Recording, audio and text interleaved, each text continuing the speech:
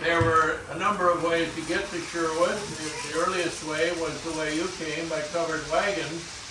If you came here by covered wagon, you probably came from Oregon City first. You went to Oregon City, and then you came through Tualatin, and the road you were on is called Tooze Road today, T-O-O-Z-E, and you can see there's a covered wagon sitting on it right there, way at the end of the display. That road will keep turning toward the sunset, and it will come through Sherwood at 3rd Avenue, then it'll keep on going down through Stella Olson Park, and it'll right over to Rex Hill. That road is very old. The Indians invented it thousands of years ago. We called it the Lafayette, Oregon City Wagon Road. And when you hear that name, you know it has something to do with covered wagons.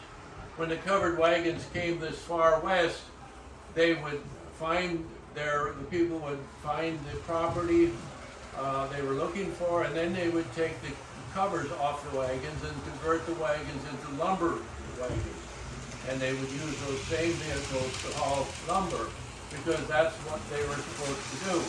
If you got some free, the government would give you free property, hundreds of acres of free property, but you couldn't just sit there and admire the pretty scenery. You had to get busy and turn that property into farmland. And that was hard work. And that's why the train came. The train was invented by settlers. It was invented by farmers. It was invented by immigrants. And I call it an immigrant train, because its purpose was to bring new people to Oregon so they would help farm the land and make enough money to buy the land. And so it became like it is today. It was divided up into a lot of farm properties. But in the earliest days, it was a lot of property belonging to very few people who were anxious to find more immigrants to come to Oregon. And we were helped with this. It was a very big project. The farmers couldn't do it themselves. So they found some people from Scotland. Anybody here know anything about Scotland? Every time, sometimes a kid will raise, usually some red-haired kid will raise their hand, just you. And, oh, Scotland, yeah, they talk funny. They're from the other side of the world. They wear tam-o'-shanters and kilts. Okay? Got a question? Yeah, I was just going to point out that I know what Scotland Forever is in Scotland. Okay, you know more than I do. Scotland Forever, what does that mean? Alabama. Okay. He even talks Scottish, very good. And now I've lost my place. Okay, but the most important thing about Scotland from us was that they knew all about steam trains.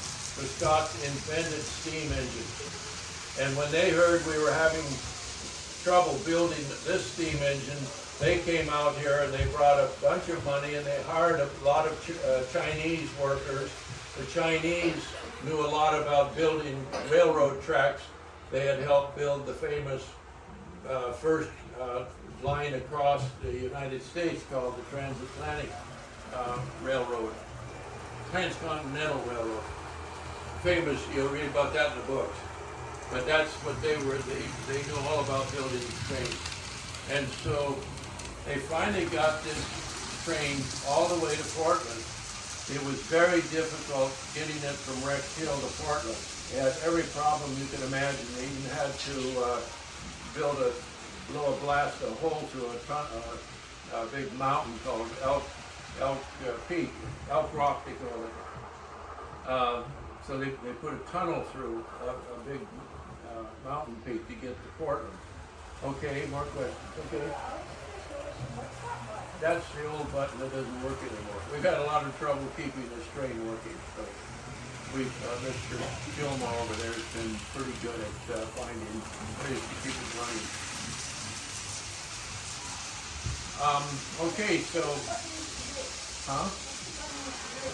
used to make it run. Now I've got it in my pocket. I also have a really nifty bunch of sounds. Every train had its own way of blowing the whistle, and people would call that music. They're listening to music, stack music, music that came from the stack. My dad used to buy records. That was all that was on the records was stack music. He would love to sit and listen to that for hours because he loved the sound of the train that was rolling across the country. I don't always hear the bell, so You're good. you didn't hear it, did you? No. Okay. They told me to keep the door open. Yeah. I'll hear it over here. Bill will be ringing it, yeah. Okay, thank you. Mr. Smock came out on wagon train. You heard about that. Mrs. Reynolds mentioned that he came out at age 4 on the wagon train, and he lived long enough to see the railroad built. He lived long enough to see cars invented. He lived long enough to see airplanes almost starting to fly. And he lived long enough to ride in a Model T Ford.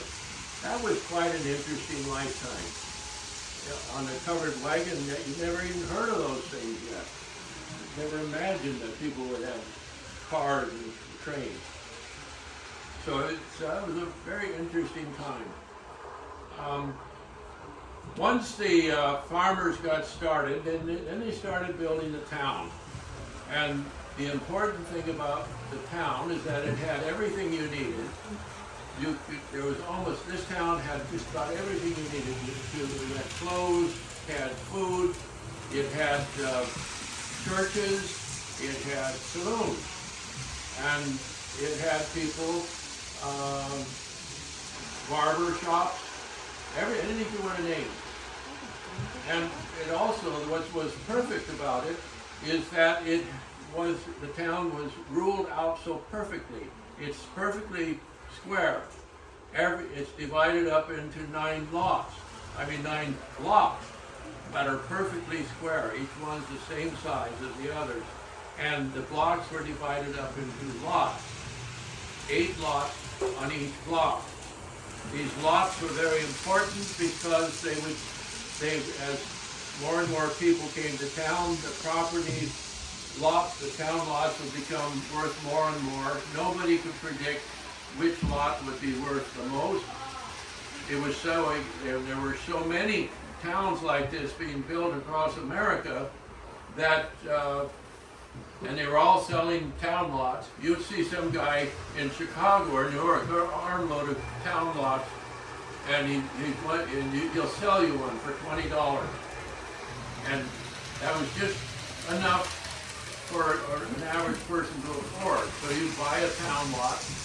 You had no idea where the town was or what it might be worth someday, but you hope this would be the one that might be the center of a beautiful town somewhere growing up in America. So it was a very exciting thing to do.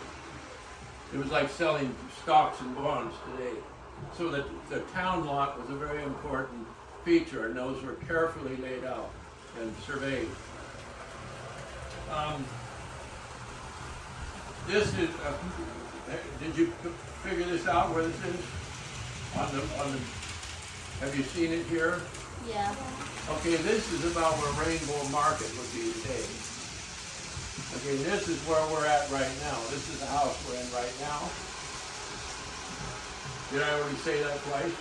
Okay. I never planned out what I'm saying. These buildings are still there. No, this is where your wagons are parked. This is a water tower. It's one of our favorite stories to tell. The money to build the water tower came from the saloons. The saloons were always full of money. People would always, that was where the money gathered from all around. The farmers coming in, they're tired, they're thirsty, so they go to the saloon and they talk business with each other, compare what's going on. It's a great meeting place.